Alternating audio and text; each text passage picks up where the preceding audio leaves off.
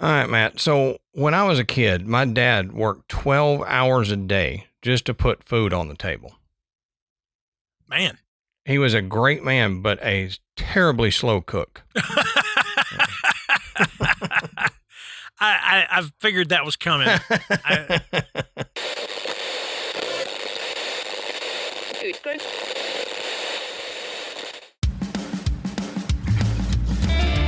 Good evening, everybody, and welcome to the Graveyard. Thank you for joining us tonight. My name is Adam. And my name's Matt. Now, pull up a tombstone or settle into your casket and get comfortable because this is Graveyard Tales. All right, everybody, here we are again. Matt, how you doing tonight, brother?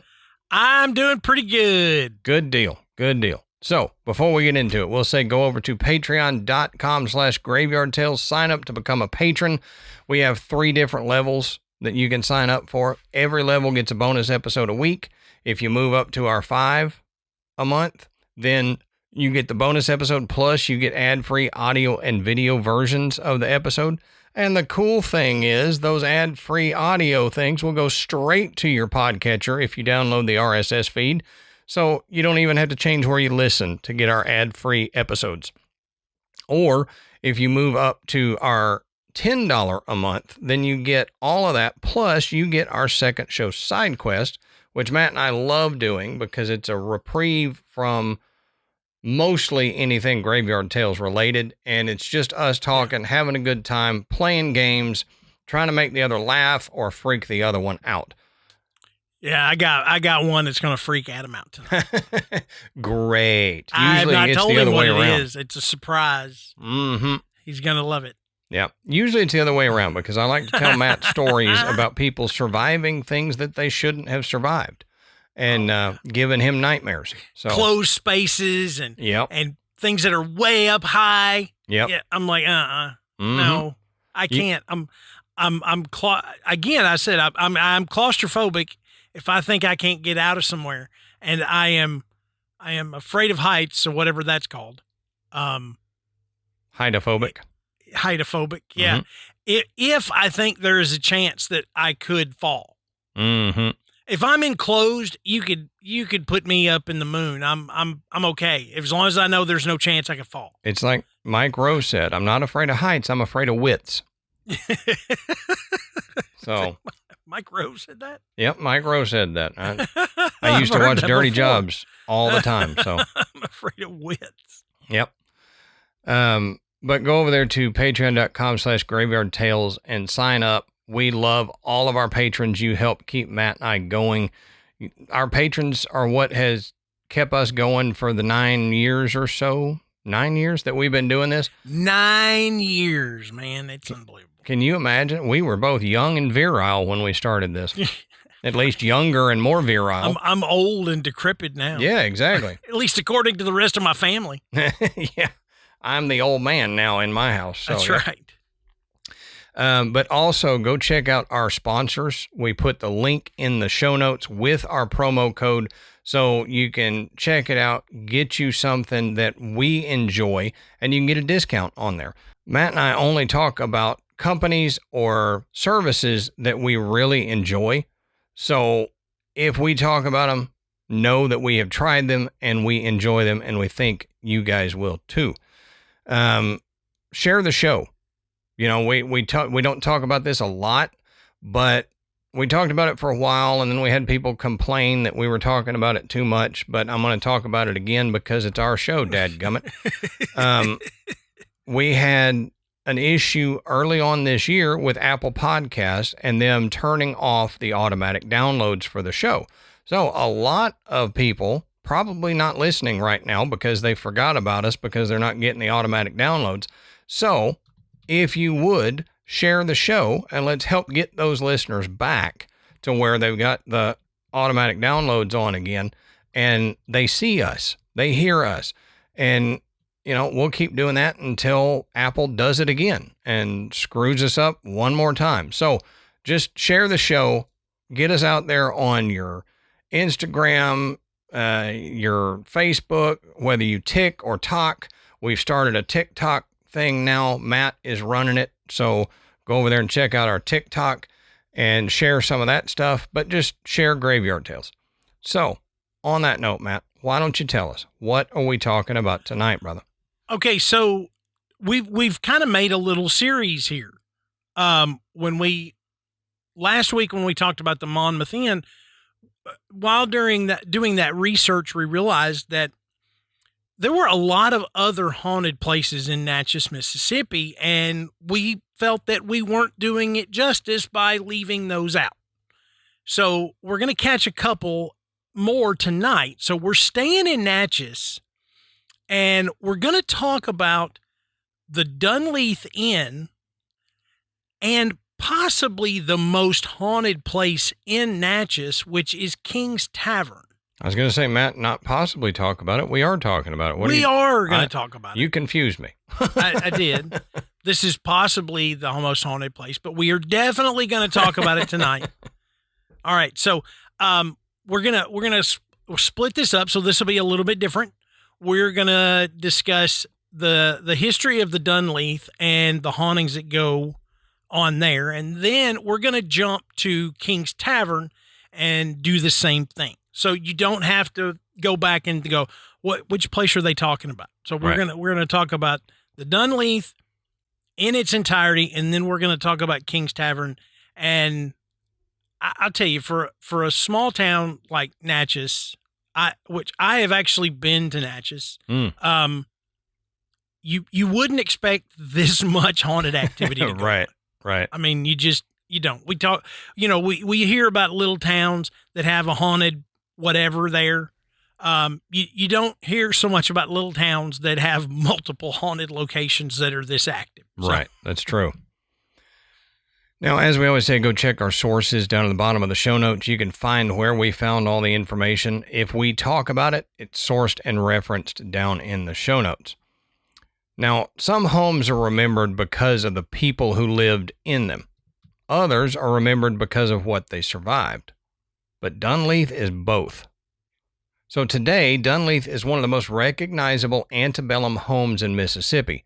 Visitors immediately notice the massive white columns wrapping around the mansion, the sprawling grounds, and the unmistakable grandeur of the estate. It looks almost untouched by time, but appearances can be deceiving. Long before Dunleith became one of the South's finest historic inns, the land witnessed frontier settlement, devastating fire, slavery, civil war, financial collapse, and ultimately remarkable preservation. So its story begins decades before the mansion itself ever existed. During the late 1700s, Natchez wasn't yet the thriving southern city that most people picture today. In fact, it was still under Spanish control. Well, following the American Revolution, Spain governed much of the lower Mississippi Valley, encouraging settlement by offering generous land grants to pioneers willing to develop the frontier. So one of those settlers was a man named Job Ruth. Might be Ralph. I couldn't find exactly how to say it. Routh, probably Ralph. Well, you never know. I had a buddy in high school whose last name was spelled this way, and it was Ruth. Yeah, you never know. And it's definitely Job because nobody calls their kid Job. So it's Job. Did you ever watch Arrested Development? Yes. And he was Job, G-O-B, and all these people would call him Gob. Gob, yeah. Look, that was one of the funniest running jokes of that show, I thought. Man, they called him Gob, and it's so funny. I did not think about that until you just said that, but yep. So, Gob Ruth, around the 1790s, Ralph received approximately 40 acres of land just outside Natchez. Like many early settlers, he built a plantation home and a collection of practical outbuildings that supported everyday life. He called the property, get this, Ralphland. Which, hey, go with what you know. Dude, if I get any type of acreage, you better believe I'm coming up with a name for it. Ballinger Land? Yeah, Ballin Land or something, probably. So, Now, it wasn't a mansion, but it was a working estate. Over time, barns, carriage houses, kitchens, dairies, and workshops were added to the property as the plantation grew. Well, remarkably, several of those original buildings still stand today, making them some of the oldest surviving structures in Natchez. They're actually older than the mansion that visitors come to see today. So if you go out there to look, ooh, the Dunleith, it's old. Look at the things standing beside it. They're even older. Yeah, that's right. So pretty crazy. But as Joe grew older, ownership of the estate eventually passed to his daughter, Mary. Now, her life would become closely tied to the future of the property. Unfortunately, tragedy arrived early. Mary became a widow while she was still very young. Years later, she remarried, and her second husband would forever change the estate. His name was General Charles Gustav Dahlgren. I don't know why, out of all those names, Charles was the one I had trouble with. That was the one you tripped over. Yeah. My granddad's name was Charles, and I still went, Char. I don't know. What'd he do? Did he paint it blue or something? Yeah, he put changed it forever. He put fake flowers out in front of the house. That's blasphemy in the South. It is. I've got a neighbor that does that right across the street from me. Her whole front garden flower bed is fake flowers that she changes every year. And I'm not talking normal size flowers. I'm talking, these things are 2 feet in diameter, big fake flowers out in her front flower bed. You know, they stay pretty longer than my flowers do because they don't die, but you know, it's just okay. So Dahlgren's story sounds almost too interesting to be true. He wasn't born in Mississippi. He wasn't even born in America. Charles Dahlgren was born in Sweden before immigrating to the United States as a young man. Well, like many ambitious immigrants during the early 19th century, he saw enormous opportunity in the rapidly growing Mississippi frontier. He became a lawyer, a banker, a planter, and a businessman. So Dahlgren wasn't simply interested in making money, though. He had an unusually scientific mind for his time. He constantly experimented with agriculture, looking for better farming methods, more efficient equipment, and improved ways to manage plantations. Friends described him as endlessly curious, always looking for ways to improve whatever he touched. So, as Mississippi's cotton economy exploded, Dahlgren prospered alongside it. By the 1850s, he had become one of the wealthiest men in Natchez. Naturally, he wanted a home that reflected that success. Ironically, he never intended to build one, because in the beginning, Ralphland already served as the family home. Then nature intervened. In 1855, lightning struck the house. The bolt ignited a fire that quickly spread through the wooden structure. So, as we've said before, these houses during that time, super flammable. Oh, yeah. Somebody farts in the kitchen and lights the whole neighborhood on fire. Oh, yeah. They go up. You know, lightning strikes starting a fire. You know, there's so many things that, 200, 300 years ago, we don't worry as much about now. The lightning strike starting a house fire is still a thing. Still a problem. Yep. I mean, look, you don't run around. You don't have a bunch of houses with lightning rods on them, right, or anything like that. I guess you don't hear about it as much, but it still happens. It does. 2 years ago, you probably remember me sending you the video. I still have the video. 2 years ago, lightning struck as a storm was coming through my neighbor's tree out in front of the house. So right next door, lightning hit this tree and basically blew this tree up, and my doorbell camera caught the whole thing. So good night. It were close to the house, but didn't hit the house. Hey, I'm looking up something. 4,200 lightning related house fires in 2025. Dang. 4,200. That's about 4,199 more than I would think. That's a lot. It's a lot. Yeah. I mean, I'll be honest. I did not think it would be that high, but I knew I made that comment because I was like, it's still an issue and it still happens. I mean, there could have been 4,200 if 4,200 happened, during the era we're talking about. It would have wiped out an entire state. Yeah. Yep. Yep. Mississippi wouldn't have made it. Like, man, that is nuts. I didn't expect it to be that high. Yeah. So you learned something with Graveyard Tales. You do. Even we do. I mean, we learn stuff while recording that we didn't think we would learn. That's right. So that's why I like doing this show. Despite every effort to save it, the original Ralphland mansion burned to the ground. So imagine standing on the property and watching your home just disappear in flames. Years of memories, family heirlooms, everything was consumed in a single night. Now, most people would have rebuilt something similar, but Charles Dahlgren had another idea. If he had to start over, he was going to build something extraordinary. So construction began almost immediately. It was completed in 1856, and the new mansion became one of the architectural masterpieces in the American South. Even today, Dunleith is unique. Most antebellum mansions feature grand columns across the front facade. Dunleith has columns on every side.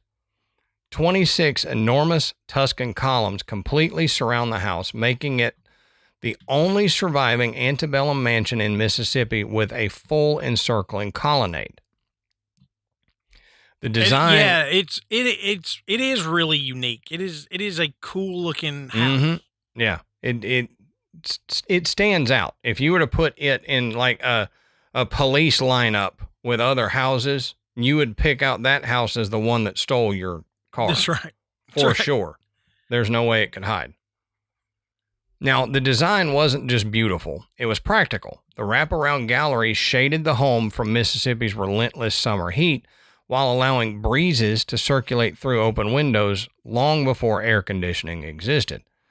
Inside, the house was equally impressive. Massive rooms, towering ceilings, elegant staircases, intricate plasterwork. They had hand-forged iron railings and floor-to-ceiling windows that could be opened like doors to catch every available breeze. I want those, Matt. Mm-hmm. I would love to have floor-to-ceiling windows in my living room. I need some big curtains because I always like to pull the curtains when it gets dark. I don't want peeping Toms, but not that they got much to see, but if I want to walk through my underwear, I don't want my neighbor seeing it. Yeah. Floor to ceiling windows. It's like you're giving them an HD TV to watch you. Pretty much. And I'm going to leave all the lights on in the house and just my neighbors will sit there on my front yard with their lawn chairs, just watching my family. Watch this show. Yeah. It's like Ashley watches Big Brother and she'll do the camera feeds when they're not showing the whatever. Yeah. It would be that, but just in real life. It wouldn't be crazy people that they stick in a house together. Wait a minute. It'd still be crazy people in a house together. Never mind. So the mansion reflected everything prosperous Southern families wanted the world to see. Wealth, sophistication, success. And surrounding the home were gardens, carriage roads, and numerous service buildings that supported daily life.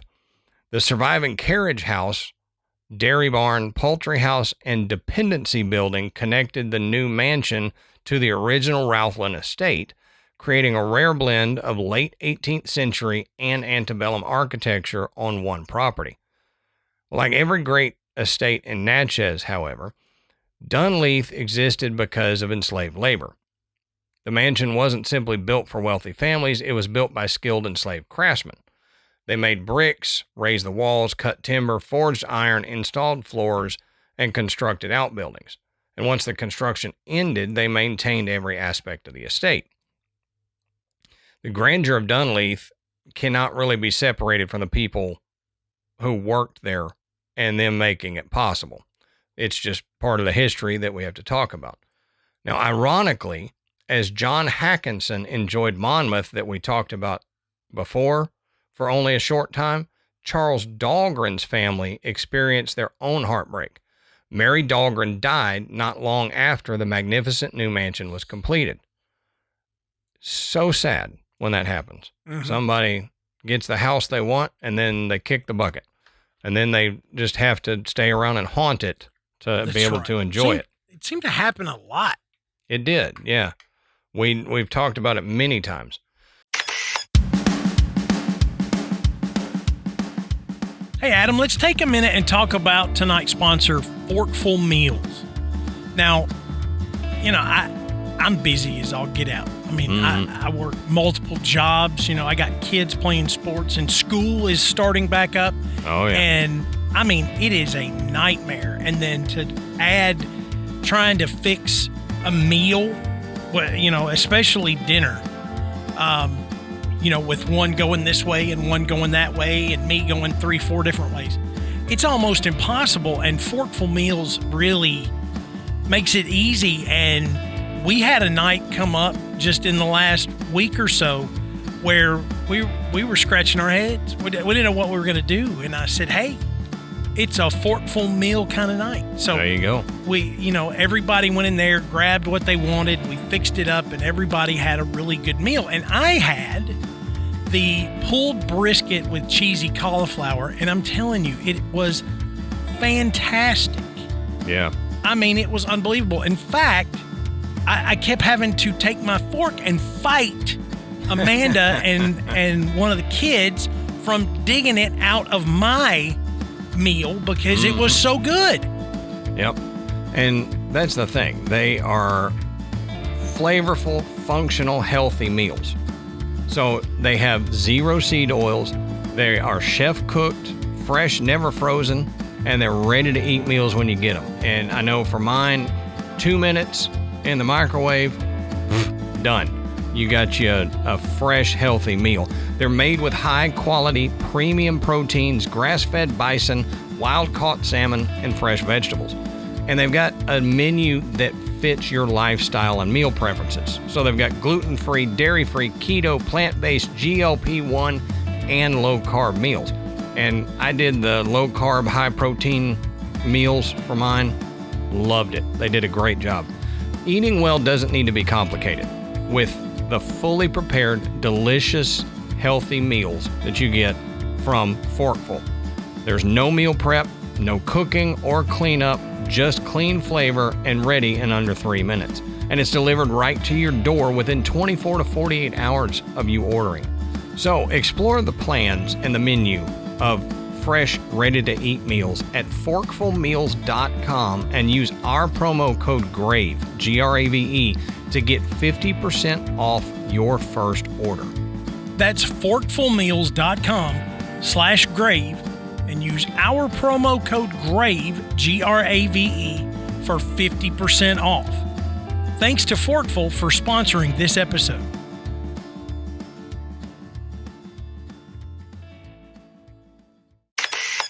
Now, the house that had been built to symbolize a prosperous future quickly became associated with personal loss. A few years later, in 1858, Dahlgren sold the estate to wealthy planter Alfred Vidal Davis. It was Davis who renamed the property Dunleith. The name has remained ever since. But the timing couldn't have been worse. Only a few years later, America descended into civil war. By 1861, the nation had fractured. Mississippi joined the Confederacy, and the lives of wealthy plantation owners changed forever. Natchez was eventually occupied by Union forces in 1863. Well, unlike many southern cities, however, it escaped widespread destruction, like we talked about last episode. Because there were no major battles fought inside Natchez itself, Dunleith survived the war physically intact. The mansion stood, the society that created it did not. Although the mansion remained standing, maintaining such an enormous estate became increasingly difficult as the decades passed. So one of the most fascinating people connected to Dunleith after the Civil War wasn't one of the wealthy owners. It was a man named John Roy Lynch. He was born into slavery in Louisiana. Lynch eventually found work at Dunleith following emancipation. His story is one of the most remarkable examples of perseverance during Reconstruction. He educated himself, entered politics, and eventually became the first African-American Speaker of the Mississippi House of Representatives. Later, he served in the United States Congress. His journey from slavery to national political office is almost unbelievable, and it serves as a reminder that the history of places like Dunleith didn't end with the Civil War. There were entirely new chapters that got written. But as the 20th century arrived, Dunleith faced many of the same challenges as other antebellum homes. Maintenance was expensive, historic homes fell out of fashion, and across the South, countless mansions disappeared forever. Fortunately, Dunleith survived. Its extraordinary architecture made it impossible to ignore. Eventually, preservationists recognized the importance, and the mansion received designation as, guess what? A National Historic Landmark. Why are these popping up all the time in our episodes lately? Later, right. You look for one and you start getting all the other ones. That's a valid point. Later, it was restored and transformed into the beautiful historic inn that welcomes guests today. Unlike many museums, Dunleith remains a living property. Visitors can sleep in the historic rooms. You can walk among buildings that have stood for more than 2 centuries, and you can eat in the restored carriage house and experience a home that spans nearly the entire history of Natchez itself. Today, visitors often arrive expecting nothing more than another beautiful southern mansion, but they discover a place that tells a story of America itself. And very few homes have experienced such dramatic change while remaining standing through it all. Perhaps that's why Dunleith has become more than simply a historic inn. It has become a keeper of stories. And those stories are ones that people stop in the middle of the night and ask employees questions about what they experienced. And then they leave convinced that they weren't entirely alone. Now, because of all that history and everything involved with it, we can understand why Dunleith might be haunted, okay? But if you've ever seen the pictures, and Adam and I talked about how unique the house looked with the columns that go all the way around, it almost looks like a Greek temple that fell out in Mississippi. Yep. I mean, it's gorgeous. And when you look at it, you naturally think, man, that place has got to be haunted. Yeah. Okay. And you'd probably be right. Now, unlike the Monmouth, which we talked about last week, Dunleith doesn't have one famous ghost that everybody can agree on. There isn't a General Quitman type figure whose story ties everything together. But instead, these reports are a little quieter and almost subtle. Honestly, to me, sometimes those are the best stories. They're the ones that really stick with you. Mm-hmm. One of the oldest legends involves something guests say they hear rather than see. Music. Mm. Specifically, the soft sound of a harp, which is not music that you typically hear. No. Okay? Imagine you're staying in this enormous 19th century mansion, and it's late at night. Hallways are quiet, and all the other guests have gone to bed. And then somewhere off in the distance, you hear someone gently playing a harp. Yeah. Not loudly, not like there's a concert going on downstairs, just enough to know that you're hearing music. The only thing crazier would be if you heard someone gently playing an oboe way off in the distance. Yes, that would be weirder. Definitely. Where did you get an oboe in the afterlife? I don't. Well, what was that? Oh, there's a cartoon on Netflix called Haunted Hotel. If you haven't checked it out, go check it out. It's pretty funny. But there's one part where there's this guy at one of the ghosts, and he's got his guitar, and they're like, "Where did you get a guitar in the afterlife?" And he's like, "We died holding our instruments, so we've all got them in the afterlife." And he's like, "We made a band." And they're just jamming out. What some luck. guys got It's just like an accordion, and he's playing his guitar. I was like, yeah, so if you die holding an oboe, you will get to have an oboe in the afterlife. Please don't die holding an oboe. Choose your instruments well. Exactly. I'm going to ask on my deathbed that somebody hands me a guitar. Yes, please. No, give him a harp. Oh, jeez. Here, hold this harp. Giant. I'm laying on my deathbed and a giant floor harp is just laid on me. What killed him? Was it old age or the harp? But, if you heard that, you would assume, like I would, that somebody has left a television on. Or for some reason, someone is listening to harp music on their phone. But the sound, it doesn't really seem to have a single source. It just kind of drifts through the house. And people have reported going to look for the source, and they only find empty rooms. There's no musician. There's no recording. There's no obvious explanation. But it's become such a well-known part of Dunleith's legend that many people believe the music belongs to a woman whose spirit still remains in the house. Now, who that woman actually was, well, the details get a little fuzzy. Some believe that it's Mary Ruth Dahlgren. Mary moved into the newly completed mansion with her family, but tragically died, as Adam said, only a few months later. And if you've listened to enough paranormal stories, you know early deaths often become woven into the local folklore, whether there's any real connection or not. And it's important to point out here, there's no historical record that says Mary played the harp. There's no diary that says she promised to haunt the place. Yep. So that connection comes entirely from the local tradition. But still, when guests start reporting mysterious music in the middle of the night, people naturally go look through the house's history for something who might explain it. Yep. But the music isn't the only thing that guests have reported. Several visitors have described hearing footsteps in empty hallways, which I think that is a prerequisite to say that your hotel is haunted.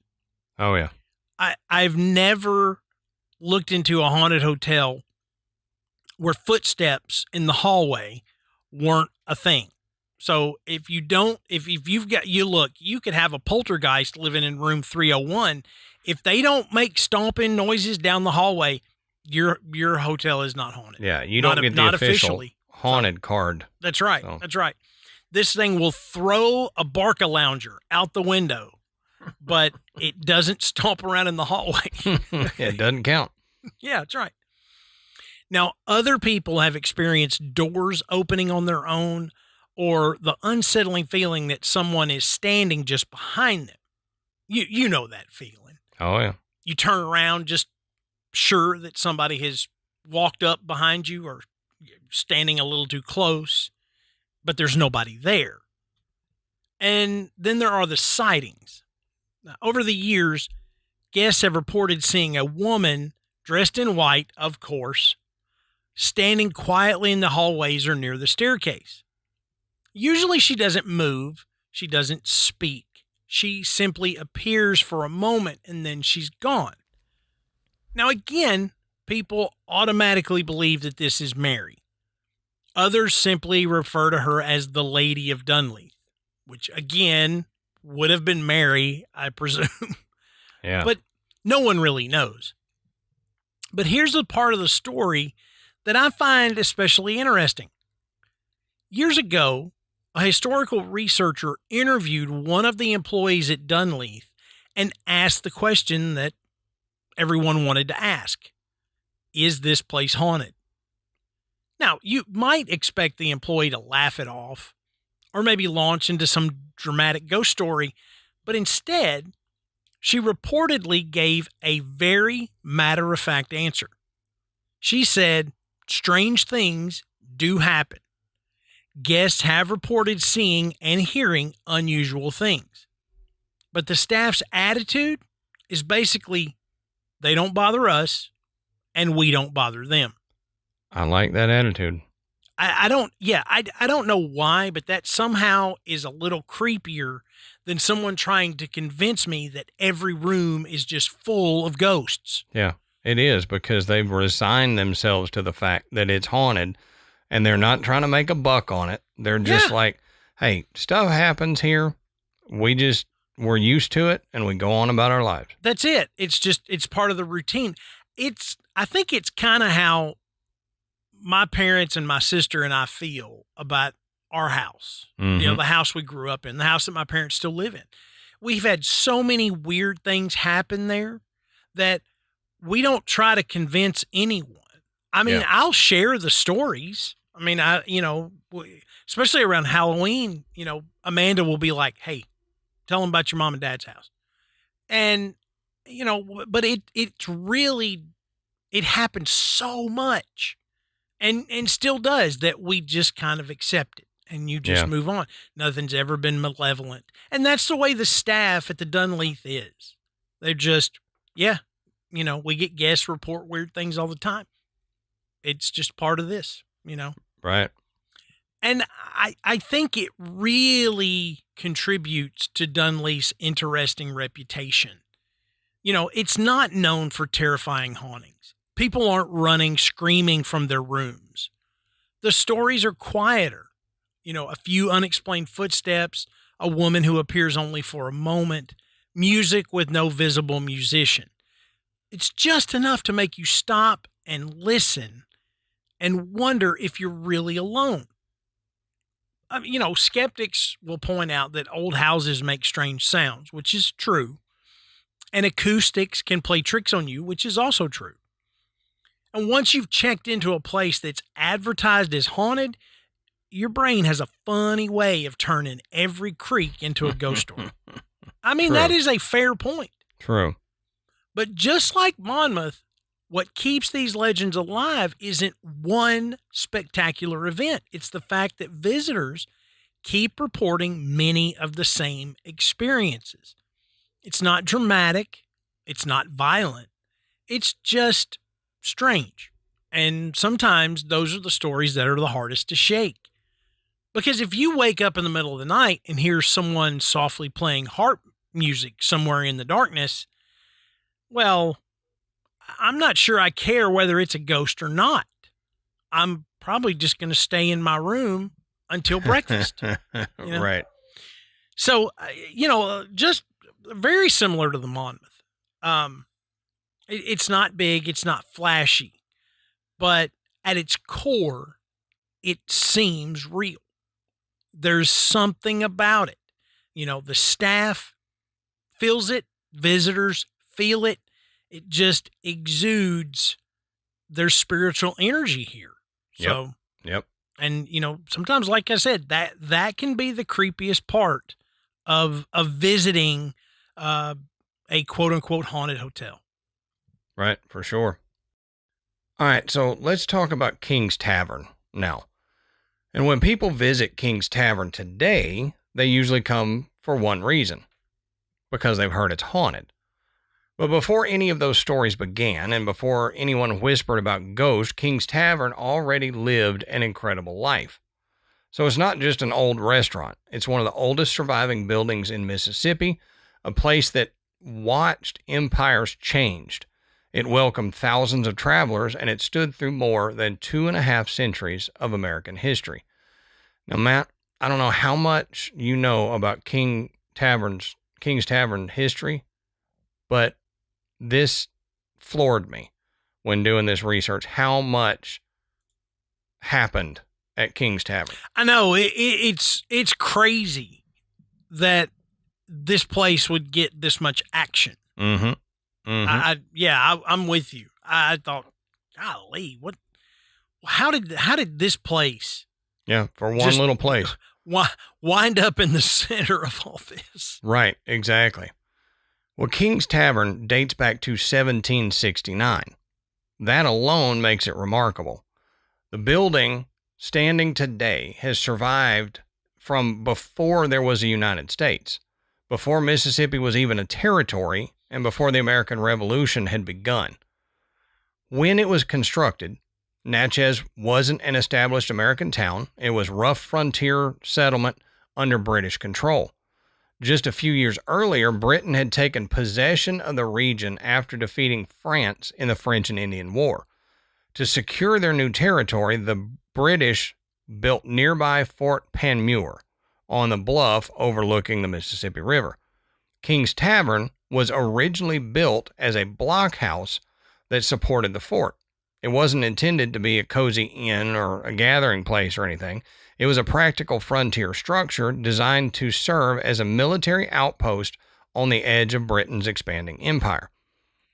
Building anything on the frontier wasn't easy. There was no lumber mills nearby that you could visit. There wasn't a warehouse full of construction materials waiting to be delivered. Couldn't just call up the Home Depot and have them send you stuff, you know. Builders had to improvise. Large beams were hauled all the way from New Orleans after being salvaged from worn-out sailing ships. Other timbers came from flatboats that had floated down the Ohio and Mississippi rivers carrying goods to Natchez. Well, those boats couldn't make the trip back upstream, so their owners dismantled them and sold the lumber, turning transportation into building material. Good idea. Yeah. Even the bricks were different. Instead of kiln-fired bricks, many were simply dried in the sun before being laid into place. So the result was a sturdy little building unlike anything around it, and remarkably, much of that original 18th century wood still exists today, which is, again, remarkable. Yeah. Yeah. I've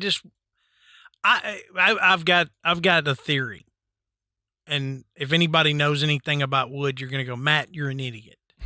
and this may be true. But I wonder, because it was built, the lumber that was used had been in the water. You know, the salt water from the ships coming from New Orleans, you know, fresh water flowing down the Mississippi. It makes me wonder, because, you know, if you leave wood in water long enough, it's going to rot. But I wonder if they sit, surely, I don't know anything about shipbuilding, and certainly not shipbuilding from, you know, the 1700s.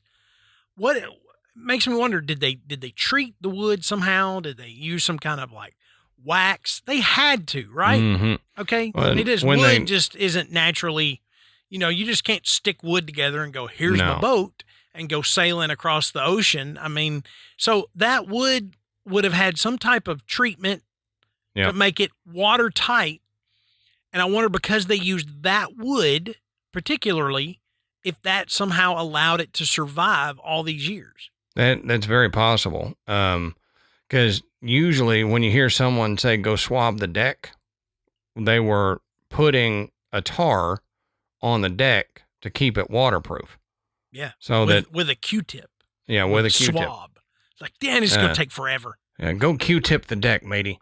But yeah, and so it could be that not only the treatment of the wood to make it waterproof, but maybe the reaction of the salt water to the treatment caused it to last even longer. Yeah, these are the theories that I pull out from my rear end, and I throw them out.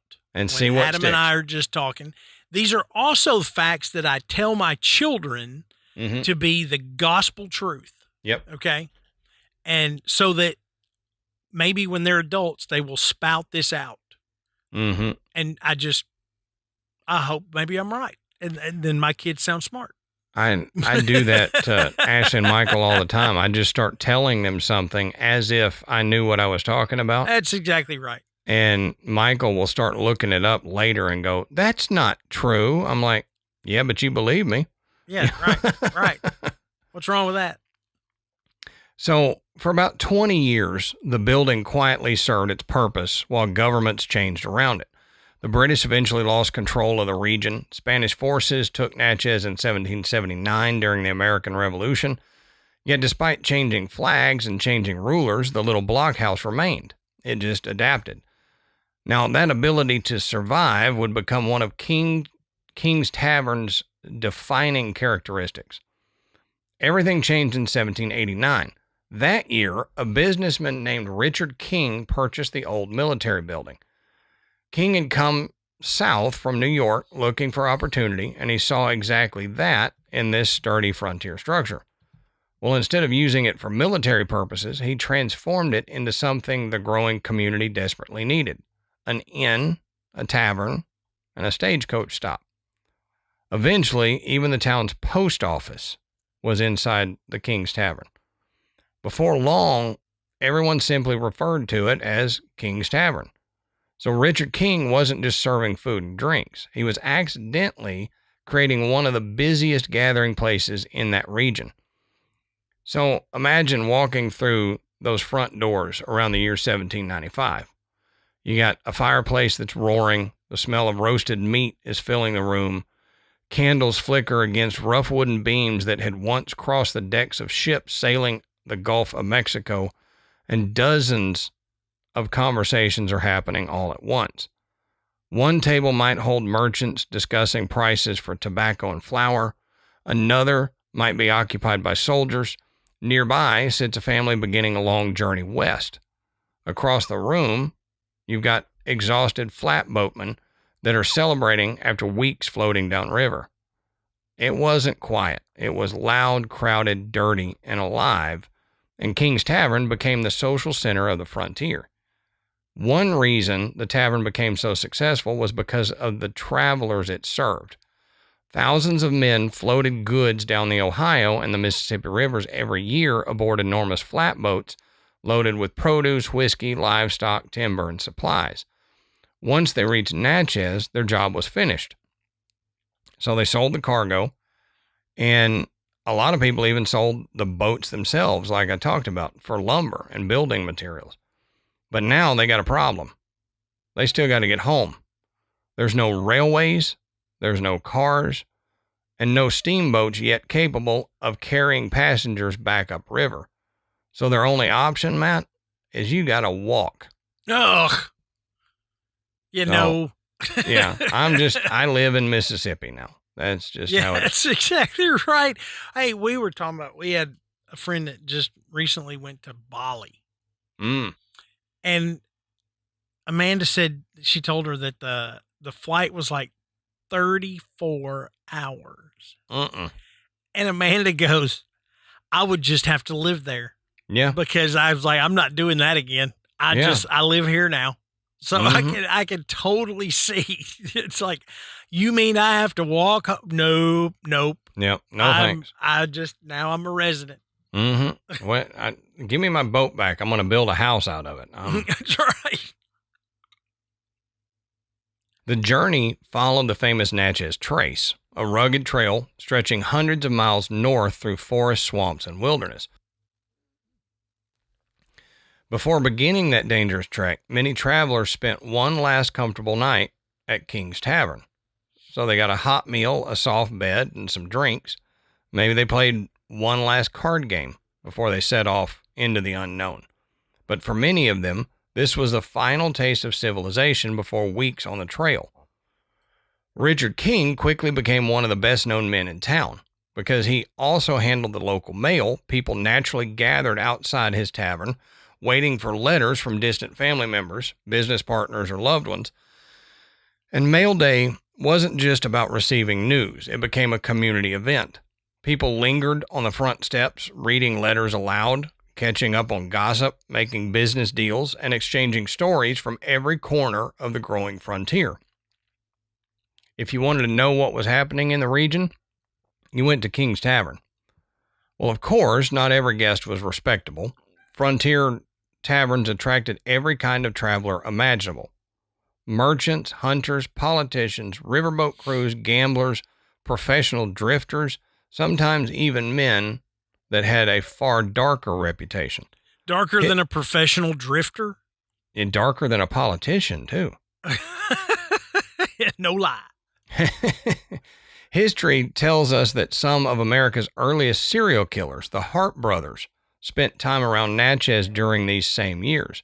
So local tradition says they occasionally stopped at King's Tavern while moving through the area.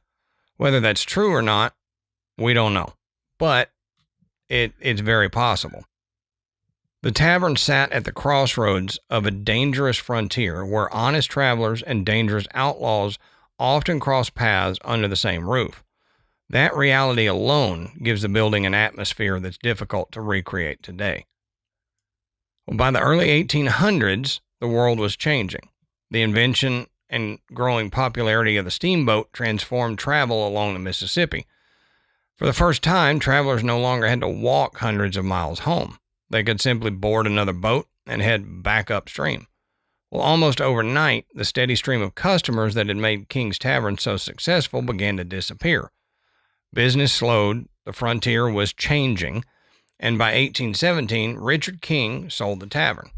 The building that had once echoed with the voices of soldiers, traders, and travelers settled into a much quieter life as a private residence. For generation after generation, families just lived there. While grand mansions were built across Natchez during the cotton boom, the humble old tavern remained standing. It didn't need the towering columns or elaborate ballrooms. Its value came from something rarer: authenticity. It had already witnessed history that many of those larger homes never could. It had stood through changing governments, frontier expansion, and the earliest days of the American Southwest. As the 20th century arrived, historians and preservationists began recognizing just how important the old building really was. Rather than allowing it to disappear, they restored it and eventually reopened it as a restaurant, giving visitors the rare opportunity to eat inside of one of Mississippi's oldest surviving structures. Today, when people step through those doors, they're walking on floors worn smooth by centuries of boots. They're sitting beneath beams cut from 18th century ships, and they're eating inside walls that have survived British rule, Spanish rule, the birth of the United States, the Civil War, Reconstruction, and everything that followed. Very few buildings anywhere in America can claim a history quite like that. And yet, for all that incredible history, most people don't come here because of Richard King. They don't come because of frontier travelers or military blockhouses. They come because somewhere along the way, people began saying the tavern wasn't empty, that some of its oldest guests never actually checked out. So that's where we're going to leave my section and go over to Matt, because he's going to tell you about all the earned reputation that the King's Tavern has. Now, if these old walls could talk, they'd probably have enough stories to keep this show going on for another 10 years. Mm-hmm. I'm telling you, with the history they saw, it's just unfathomable. Now, like Adam said, it was built around 1789, and King's Tavern is believed to be the oldest standing building in Natchez. That's an incredible thought when you stop and consider it. This place has been around since George Washington was president. Mm-hmm. I mean, before Mississippi was a state, I mean, just all of the different people from different walks of life that passed through those doors, and the different industries that it served and that were present there, you know, from being a tavern to an inn to a trading post, post office, and now a restaurant.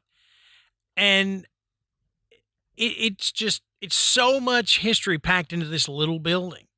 And if you go and look at photos of it, it's incredible.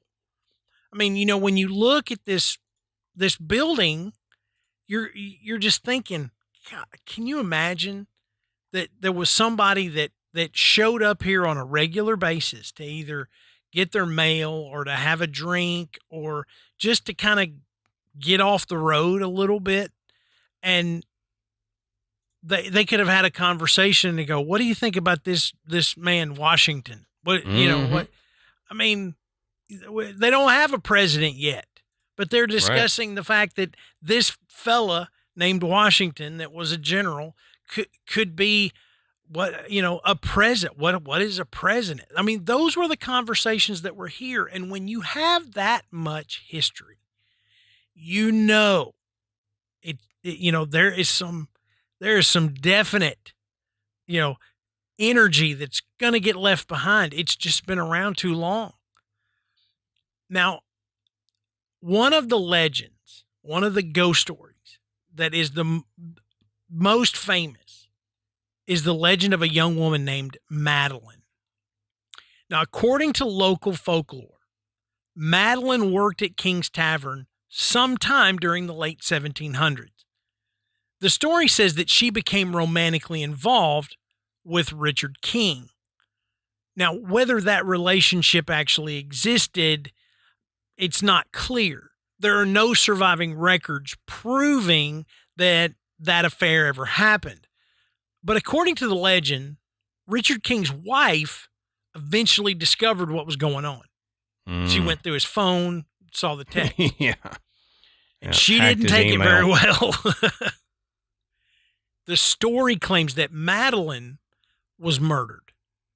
Her body was hidden inside the walls, or depending on which version you hear, inside the old chimney of the tavern. Now, for years, it was just a ghost story until renovations reportedly uncovered human remains concealed inside the building. What? Along with a single earring. Now, that is the part that really captured people's imagination. Well, yeah. Were these remains actually Madeline's? Nobody knows. There's no forensic evidence linking this skeleton to the legend. There's no historical records identifying the remains. In fact, some historians believe the entire Madeline story may have been created after the bones were discovered. But other people think the legend existed first and the discovery simply gave it new life. Either way, it's one of those mysteries that's almost impossible to untangle 200 years later. But the fact is, somebody's body was hidden inside King's Tavern. So even if the Madeline story isn't the real story, there's a story about somebody's corpse being hidden inside there. Right. Right. So, you can believe whatever you want as far as this Madeline story goes. But there's no denying that they found human remains and an earring inside King's Tavern. And it wasn't sitting in a chair in the corner either. I mean, It was hidden. Right. How often do we get that? Not that often. You hear some places in the UK and stuff that they found bodies in the walls of the castles, but not in the United States. Yeah. I mean, they don't just find bodies in walls normally here. Yeah. Especially when there's a ghost story talking about a lady that haunts the place because she was murdered in the inn and stuck in the tavern and stuck in the wall. Yeah. Right. That's crazy. Yeah. It's not one you hear every day. Now, guests and employees have reported seeing a young woman dressed in period clothing wandering through the dining rooms. Sometimes she's standing near the massive fireplace. Other times she's quietly walking through the building before she disappears around a corner. And by the time someone follows her, there's no one there. One detail that comes up surprisingly often is the smell of roses. Now, imagine you're just walking through an empty room. There's no flowers. There's no perfume. There's no air freshener that you can see. But then suddenly, the unmistakable scent of fresh roses just fills the air. Several witnesses have described exactly that.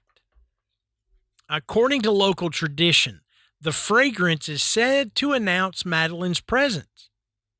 Now, I don't know if ghosts have a favorite perfume, but if mine does, I hope it's something better than, Ode to Home Depot after spending all weekend doing yard work. I mean, come on.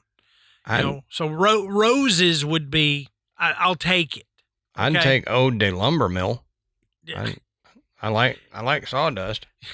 Maybe some cedar mixed in there. Smell like a humidor, There you go. something like that. There you go. Mahogany and maple Yeah. sawdust. We're just giving like a Bath and Body Works review right here, Yeah. mahogany and teak wood, Trying to look, if you want to draw me and Matt in, make the place smell like sawdust. We'll be there. Yeah, right. We'll be there. Don't make it smell like, sweaty yard clothes. No. Cut grass and body odor. Right. But cut grass and what is it? Onion soup. French onion soup. What? Did somebody just mow the yard and make onion soup? Yeah, right. I don't know, but they were in Walmart yesterday. I'll tell you that if they did. Good grief. I know it's Walmart, people, but take a bath before you go to I'm Walmart. telling you, boy, Come on, please. We have gone off the rails now. Very sorry. You brought up body odor. I did. It's my fault. I took us there. But these reports of haunted activity don't stop with Madeline. Employees have described hearing footsteps upstairs when the building was empty. Shadow figures have reportedly been seen moving through the hallways. Doors have opened and closed on their own. Some staff members have said they caught movement out of the corner of their eye, only to find no one there when they turned to look. Now, these are all stories we've heard before at other haunted locations. But King's Tavern seems different because there isn't just one ghost being reported. Some witnesses will describe Madeline. Others report dark human-shaped figures that don't resemble her at all. It's almost as if whatever history this building has accumulated over the last 2 centuries, it didn't leave with the people who made it. And then there are the overnight guests. Back when rooms were available upstairs, visitors occasionally reported hearing footsteps outside their doors in the middle of the night. Some would describe knocks that came with no one outside. Others claimed doors would open by themselves. A few even reported waking with the unmistakable feeling that someone was standing in the room watching them. And you've all heard me say, this is something I cannot tolerate. Don't like it. Yep.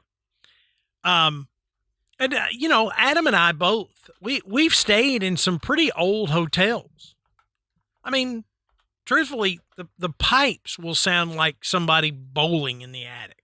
I mean, somebody turns on the faucet in the bathroom of the room next door, and it's like that.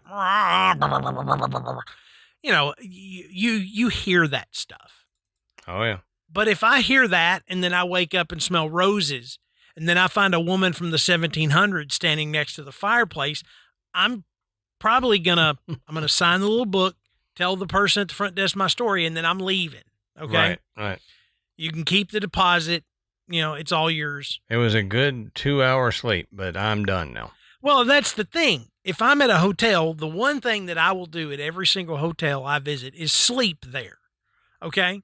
So if this is going on, guess what I'm not going to be doing? Sleeping. So, I might as well just move along. But Valid one point. reason. What now? Valid point. Yeah. One reason King's Tavern has become so well known in paranormal circles is that numerous investigation teams have spent time inside. They've reported unexplained voices captured on recording devices, sudden cold spots, equipment behaving strangely, and shadowy movement during investigations. Now, as we've said many times before, none of that proves ghosts exist. Electronic voice phenomena, EVPs, they're pretty controversial. I mean, because equipment can malfunction and photos can be misinterpreted. It's important to approach every investigation with a healthy dose of skepticism. But whether you're a believer or a skeptic, there is no denying that King's Tavern has earned a reputation. The combination of documented history, a centuries-old murder legend, human remains reportedly discovered inside the walls, and decades of unexplained experiences have made it one of Mississippi's most talked about haunted locations. So, is Madeline still wandering the tavern where she supposedly lived and died? Is the smell of roses really her calling card? Or has one good ghost story simply become part of the building's identity after being told for generations? I mean, we leave that up to you. But if you ever find yourself in Natchez and someone asks if you'd like the table by the old fireplace, you just might want to look around first and make sure there's not someone already sitting there. Okay? We said at the beginning, how much activity could possibly go on in this one little building? And, I mean, guests consistently report all of these things that I just discussed. So the age, the history, the fact that they found human remains pretty much locks it in for me. There's some spiritual energy that is trapped in that old little building. And there's a really good chance that if you spend the night there, you might experience something. Again, it may not be something slapping you in the face. But I've always said, you've got to drown out all the noise around you to see something that is much more subtle, but just as important. And in some cases, just as creepy. Mm-hmm. So, King's Tavern might be a really good place, to have that kind of experience. And even if you don't, you visited one of the oldest buildings in the United States. Yep. So you can always fall back on that. Right. But what do you guys think? I mean, we've got I looked it up. The population of Natchez is probably, around 15,000 or less. Okay. Small town, a lot of activity, even though it may not be, banging on the door, right in your face hauntings.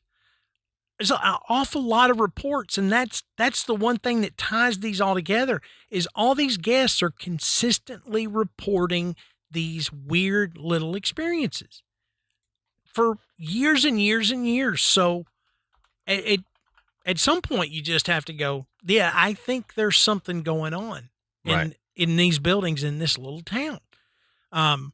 Let us know what you think. If you've been to Natchez, if you visited any of these places that we've talked about tonight and last week, let us know. And one of the best places to do that is in our Facebook group.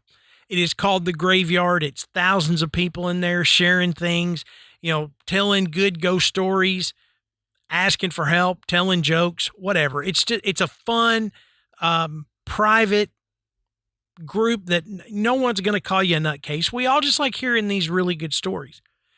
Don't forget to check out our website, which is graveyardpodcast.com.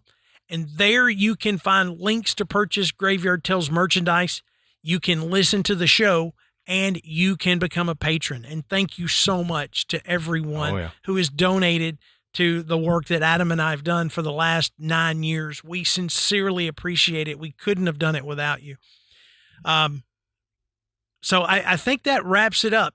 Our series on Natchez, Mississippi will come to a close tonight. Don't forget to let us know what do you know about Natchez? Yeah. Maybe you've got a place there that you know about that we didn't discuss. Let us know. So until next time, we'll save you a seat in the graveyard. See you soon.